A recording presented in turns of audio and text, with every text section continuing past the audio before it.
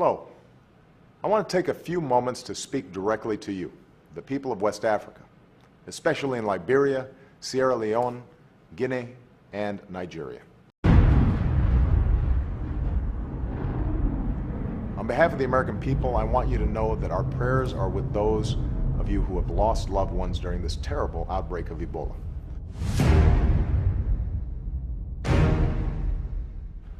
Along with our partners around the world, the United States is working with your governments to help stop this disease. And the first step in this fight is knowing the facts.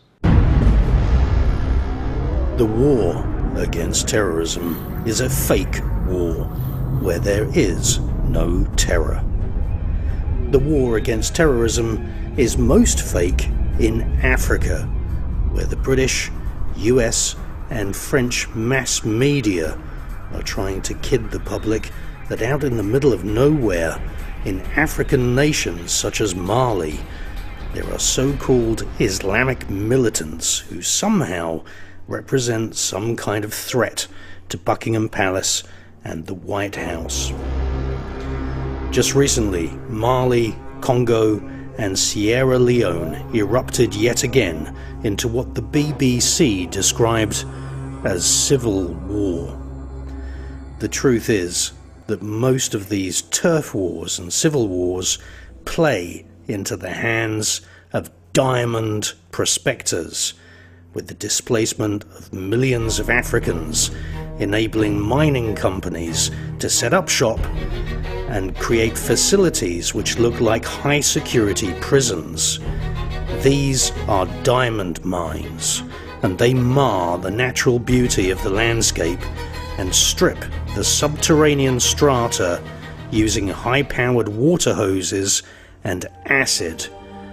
And these diamond merchants and diamond mines are creating havoc and destruction all over Africa. Who owns these diamond mines?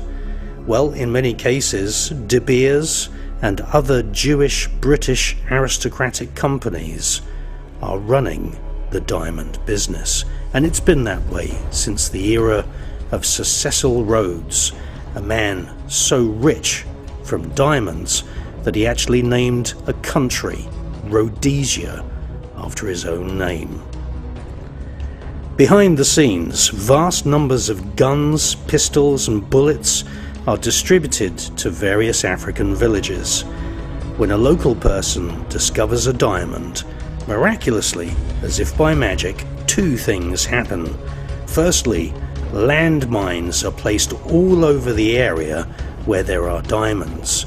This keeps local people away from the diamonds until the Jewish British aristocrats move in with their high-security diamond mines.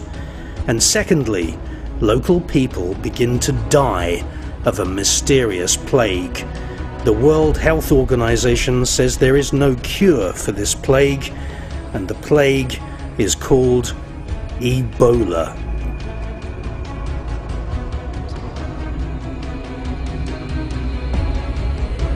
When the aristocratic murderer Lord Lucan fled London after killing a woman, the mainstream media claimed they had no idea at all where Lord Lucan went. But we have tracked him down. Lord Lucan went to Botswana, which is one of the African nations controlled by Buckingham Palace. Indeed, all over Africa there are British Hebrew aristocratic families extracting diamonds from African lands, and they're leaving ecological devastation in their wake. Now, we also have to add into this mix a fact that Jews very often hate Muslims, and it is interesting to note that the Ebola plague is killing Muslim Africans in areas where there are Jewish diamond mines. Almost in every case, especially in Mali, the local people who say they deserve a fair share of the diamond business are branded as Islamic extremists. Activists in New York who have criticized Jewish companies for being involved in the so-called blood diamonds business, these activists too have been targeted and labelled by the mainstream media as extremists.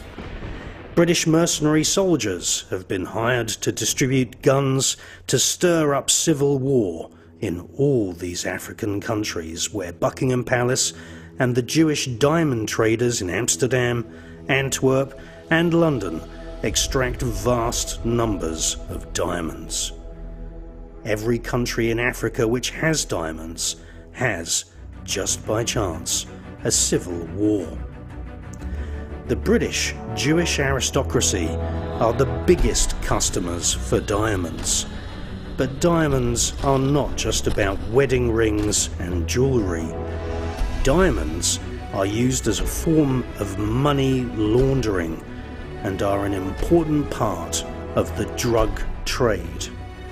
Diamonds are also a very useful form of bribery.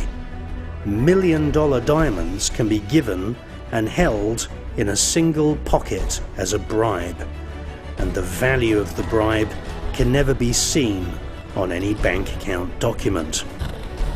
Diamonds are a very useful way of shifting millions of dollars across international borders, because just a shirt pocket full of diamonds saves that person from carrying huge suitcases stuffed with cash.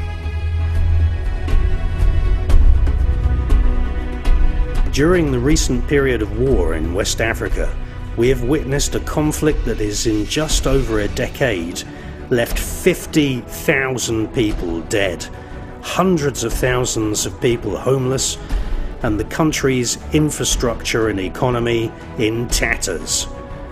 The poor people in Congo, Angola, Sierra Leone, Liberia and Mali have not even enough money to buy good walking boots.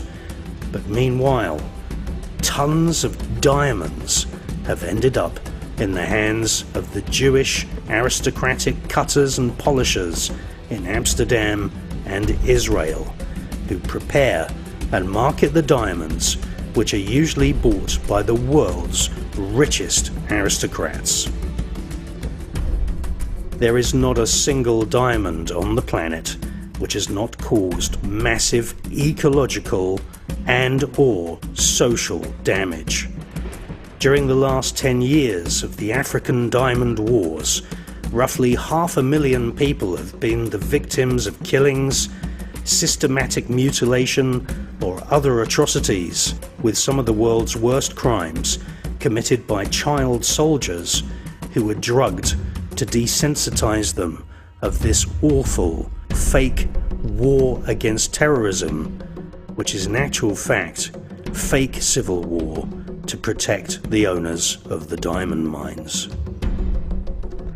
In the background, every week, private jets fly between the Congo and Tel Aviv in Israel, shipping out the weekly haul of diamonds from the area.